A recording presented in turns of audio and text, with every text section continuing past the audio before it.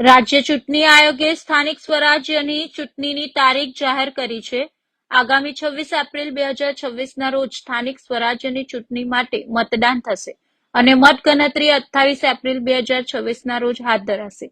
ચૂંટણી આયોગે મુક્ત અને ન્યાયી વાતાવરણમાં ચૂંટણીઓ યોજાય તે હેતુથી આદર્શ આચારસંહિતાના અમલીકરણ માટે વિગતવાર આદેશો બહાર પાડી દીધા છે. આચારસંહિતા મુજબ સ્થાનિક સ્વરાજ્યની ચૂંટણીને પગલે શાસક પક્ષ અથવા સરકાર પોતાની સિદ્ધિઓની જાહેરાત સરકારી તિજોરીના ખર્ચે કરી શકશે નહીં. કોઈ પણ મંત્રી કે પદાધિકાર ચૂંટણી પ્રચાર સાથે સરકારી કામકાજ જોડી શકશે નહીં. મતદારોને રીઝવવા માટે નાણાકીય કે અન્ય પ્રલોભનો આપવા પર સંપૂર્ણ પ્રતિબંધ મૂકવામાં આવ્યો છે. વધુમાં ધાર્મિક સ્થળો જેવા કે મંદિર, મસ્જિદ કે ચર્ચનો ઉપયોગ ચૂંટણીની પ્રચાર માટે કરી શકાશે નહીં. આચારસંહિતા દરમિયાન કોઈ પણ જાહેર સભા કે સરઘસ માટે સક્ષમ અધિકારીની પૂર્વ મંજૂરી લેવી અનિવાર્ય છે. રાત્રે 10 થી સવારના 8 વાગ્યા સુધી લાઉડસ્પીકરના ઉપયોગ પર પ્રતિબંધ રહેશે.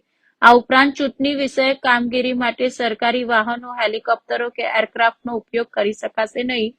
મંત્રીઓ તેમના પ્રવાસ દરમિયાન ચૂંટણી ફરજ પરના અધિકારીઓની બેઠક બોલાવી શકશે નહીં.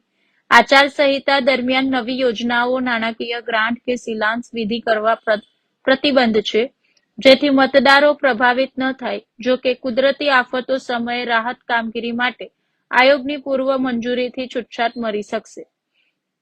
રાજ્ય ચૂંટણી આયોગે સ્પષ્ટ કર્યું છે કે આ નિયમોનું ઉલ્લંઘન કરનાર સામે કડક કાર્યવાહી કરવામાં આવશે.